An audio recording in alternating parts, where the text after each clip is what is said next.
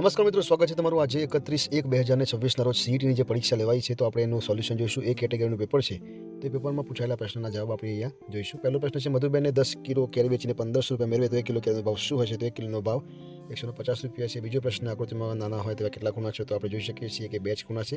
ત્યારબાદ પ્રશ્ન નંબર 3, 7 દિવસની મદદથી રચેલ બંધ આકૃતિમાં કેટલા ખૂણા રચાશે? તો એનો જવાબ છે 7 ખૂણા રચાશે.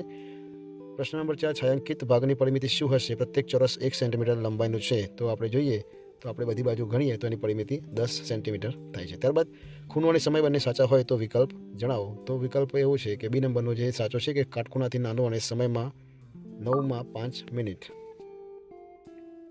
ત્યારબાદ આગળનો પ્રશ્ન છે, અમદાવાદથી સુરત જતા એક માઇલસ્ટોન ઉપર અમદાવાદ 70 કિલોમીટર, બીજી બાજુ 123 કિલોમીટર લખેલ છે. તો અમદાવાદ અને સુરત વચ્ચેનું અંતર કેટલું થાય?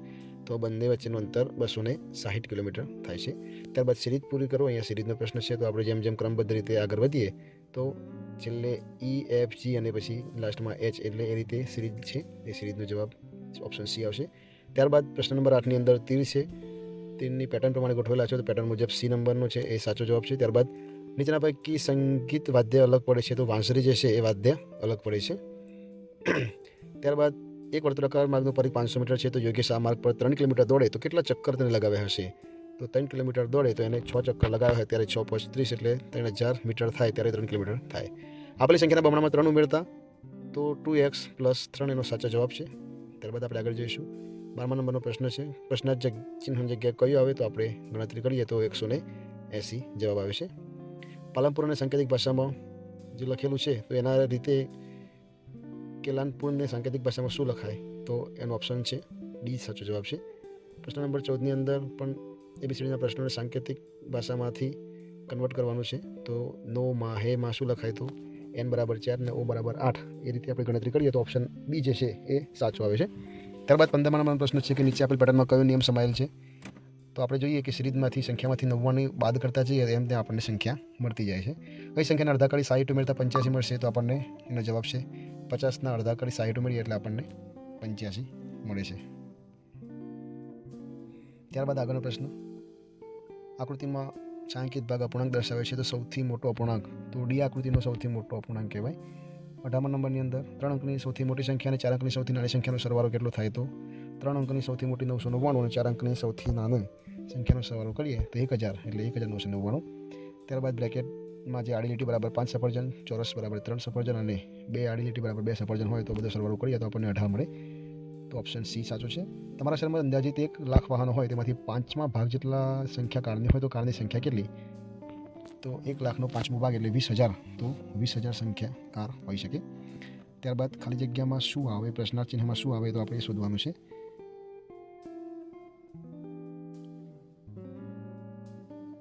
તો જી ઓપ્શનમાં આપણને જોવા મળે છે તો સાચો જવાબ જી છે. ત્યારબાદ 22મા નંબરનો પ્રશ્ન, આલેખપત્રમાં છાંયાંકિત કરેલ ભાષાનું ક્ષેત્રફળ કેટલું થાય? તો છાંયાંકિત કરેલા અંદર આપણે પૂરેપૂરા ચોરસ ગણીએ તો 18 ચોરસ એકમ થાય છે. ત્યારબાદ સિરીઝ પૂરી કરવાની છે. 1 1 2 2 3 5 13 21 સિરીઝ પૂરી કરો તેની અંદર 21 પછી આપણને જવાબ 34 મળે છે. નીચેનામાંથી અલગ જુદો પડતો વિકલ્પ કયો છે? એનો ઓપ્શન છે ડી. 25મા નંબરનો પ્રશ્ન છે, આકૃતિમાં કુલ કેટલા ત્રિકોણ આવેલા છે? તો 24. આપેલા વિકલ્પમાંથી જુદો પડતો વિકલ્પ કયો છે? તો આપણને જોઈ શકીએ છીએ કે ડી.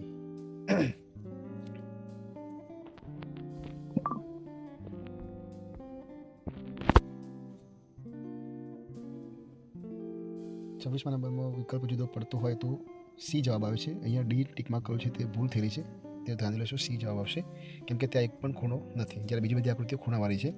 ત્યારબાદ આપેલા વિકલ્પ જુદો પડતો વિકલ્પ ઘઉં, જુવાર, બાજરી અને નાગલી, આ બધામાંથી નાગલી જુદી પડે છે. આપેલા વિકલ્પમાંથી જુદો પડતો વિકલ્પ જણાવો. રેડિયો, ટેલિવિઝન, મોનિટર અને સ્માર્ટ બોર્ડ. તેની અંદર રેડિયો જુદું પડે છે એટલે બધામાં આપણે ચિત્ર જોઈ શકીએ છીએ, રેડિયોમાં નથી જોઈ શકતા. જો કોઈ એક મહિનાની 7મી તારીખે શનિવાર હોય તો તે મહિનાની 21મી તારીખે કયો વાર હશે? તો જવાબ આવે છે શનિવાર. અહીંયા આપેલી આકૃતિમાં 250 મૂકીશું આપણને કેવું દેખાશે? તો એનું એક ચિત્ર આપેલું છે તો અહીંયા સાચો જવાબ ડી આવશે. અહીંયા એ ટીક કરેલો છે, ભૂલ થયેલી છે, અહીંયા ડી આવશે. ત્યારબાદ નીચેની સંખ્યા 7નો ગુણક નથી તો 41 છે એ 7નો ગુણક નથી.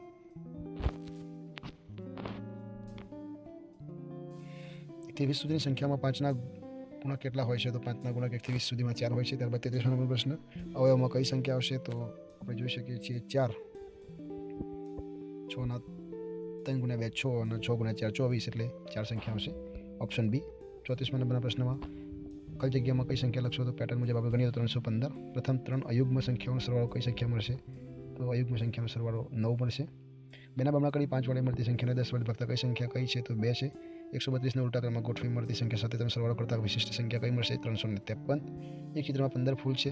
1/3 ફૂલમાં લાલ રંગ, બાકીના 5 ફૂલમાં ગુલાબી રંગ પૂરો છે. તો કેટલા ફૂલોમાં કોઈ રંગ પૂરેલો નથી? તો 5 ફૂલોમાં આપણે કોઈ રંગ પૂરેલો નથી. કેમ કે 1/3 ભાગ એટલે 5 ફૂલોમાં લાલ કર્યો, 5માં ગુલાબી કર્યો, તો 5 જ ફૂલો બાકી રહ્યા. 5 રૂપિયાના કેટલા સિક્કા ભેગા કરીએ તો 100 રૂપિયા થાય? તો 20 સિક્કા ભેગા કરીએ ત્યારે આપણે 100 રૂપિયા થઈ શકે છે. 1 કિલોગ્રામ ટમેટાનો ભાવ 40 હોય તો 2.1 ટમેટા ખરીદવા માટે કેટલા રૂપિયા ચૂકવવા પડશે? તો 90 રૂપિયા તમારે ચૂકવવા પડે. મારી શાળાનો સમય બપોરના 12 વાગ્યાથી 5 વાગ્યા સુધીનો છે. મને શાળા જતા 1 કલાકનો સમય લાગે તો કેટલા દિવસનો સમય ફાળવો છું? તો 1/4નો સમય ફાળવો છું. એક ટ્રક એક ફેરામાં 5000 કિલોગ્રામ સામાનની હેરાફેરી કરી શકતી હોય તો 35000 કિલોગ્રામ સામાન ફેરવવા માટે કેટલા ફેરા કરવા પડે? તો 35000 ભાગ્યા 5000 કરીએ તો 7 ફેરા આપણને મળે છે. અહીંયા સૌથી મોટું માપ ધરાવતા ખૂણા કયા છે? તો 5મા નંબરનો અને બીજા નંબરનો જે ખૂણો છે એ સૌથી મોટું માપ ધરાવશે. ત્યારબાદ નીચે છે 44 નંબરનો પ્રશ્ન. કોની ક્ષેત્રફળ સૌથી વધારે હશે? તો ત્રણેયનું ક્ષેત્રફળ સમાન છે, કોઈનું વધારે કે ઓછું નથી.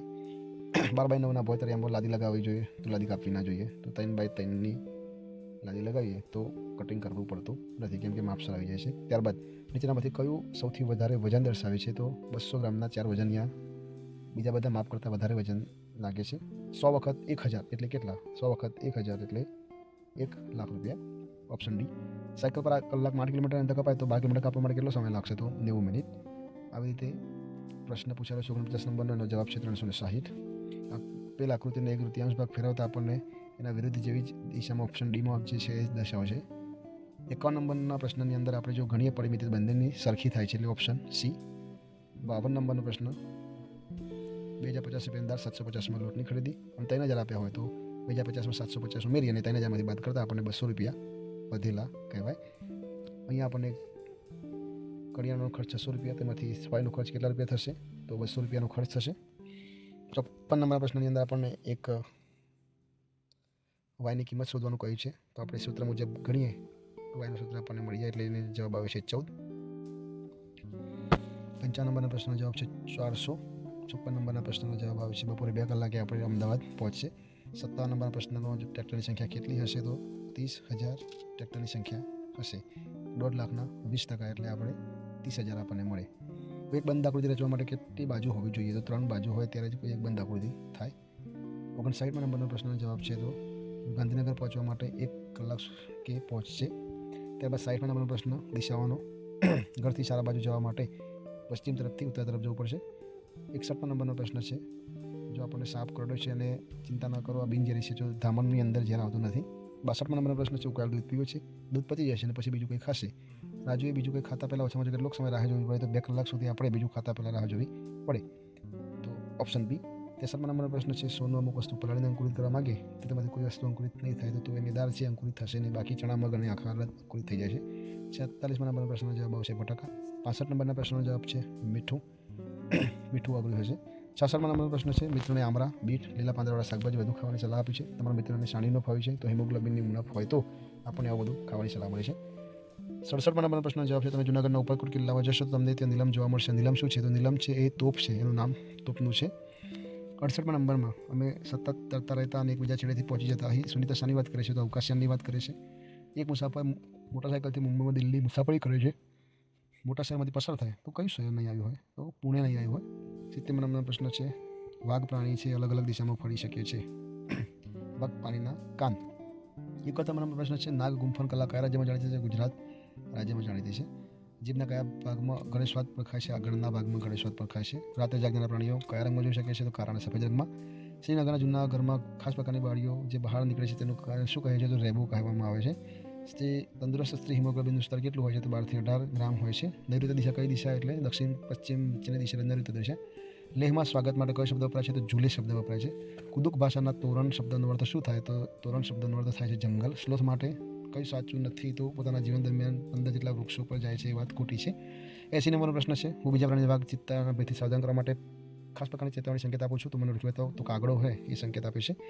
81 નંબર પ્રશ્નનો જવાબ છે ઓપ્શન સી. હું ગઈકાલે અમદાવાદ ગયો હતો અને આઈસ્ક્રીમ ખાધો હતો. ત્યારબાદ પ્રશ્નો ફકરો વાંચી અને પછી જવાબ આપવાના છે. તો 82 નંબરનો જે પ્રશ્ન છે એનો જવાબ છે, માતા કુંતીએ યજમાન પરિવારના દુઃખ દૂર કરવા માટે શું કર્યું? તો પોતાના પુત્રને બકાસુર પાસે મોકલ્યો. બકાસુરનું ભોજન પોતે જ ખાવાનું શા માટે પસંદ કર્યું હશે? તો એનો ઓપ્શન સી છે, કેમ કે ડી, તે બકાસુરને યુદ્ધ માટે ઉશ્કેરવા માંગતો હતો. 84 નંબર પ્રશ્ન, પાંડવોને મુખ્ય ઉદ્દેશ્ય બકાસુરને મારવાનો શા માટે હતો? તો ઓપ્શન સી, તેનો આશ્રય આપવાનું ઋણ ચૂકવવા માંગતા હતા એટલા માટે. ત્યારબાદ બીજો એક ફકરો છે, તેનો પણ જવાબ આપવાના છે. મેરો ક્યારે ભરાયો હતો? તો શનિવારના દિવસે. ગામનો મેરો આખા વર્ષની રાહ જોવાનું કારણ બની હતું, કારણ કે આખા વર્ષ દરમિયાન એક જ મેળાનું આયોજન થતું. સમાનાર્થી શબ્દોની ખોટી જોડ કઈ? તો તરખા એટલે તણખલા એ શબ્દની જોડ છે એ ખોટી છે. વનમાં સસલું લીલું ઘાસ ખવડાવશો, આ વાક્ય વિશેષણ કયું છે? તો લીલું એ વિશેષણ છે. બધો કપાસ બગડી ગયા, આ વાક્યમાં કયો શબ્દ યોગ્ય નથી? બગડી ગયા એ શબ્દ, સોરી અહીંયા ભૂલ થાય છે, બધા કપાસ બગડી ગયા, તો બધાની જગ્યાએ અહીંયા બધું લખેલું છે એ ખોટું છે. ઓપ્શન બી આવશે. 90 નંબર પ્રશ્ન, અલગ પડતો શબ્દ શોધો. આંખ, કાન, નાક, જીભ, તો આંગળી છે એ જુદો શબ્દ છે. સાચી જોડણી કઈ છે? તો અસ્વીકૃતિ એ સાચી છે, બાકીના બધા ખોટા છે. ભારત મારો દેશ છે, ભારત કઈ સંજ્ઞા દર્શાવે છે? તો વ્યક્તિવાચક, એ ઓપ્શન સાચો છે. અર્થની દ્રષ્ટિએ જુદો પડતો શબ્દ કયો છે? મંજરી, મોર, કુંપર અને અંકુર. તો અહીંયા અંકુર શબ્દ જુદો પડે છે. રેખાંકિત શબ્દનો ઉપયોગ ના થયો હોય તો એવું વાક્ય પસંદ કરો. ગઈકાલે મારે ગાંધીનગર જવાનું હતું એટલે જઈ શકાયું નહીં.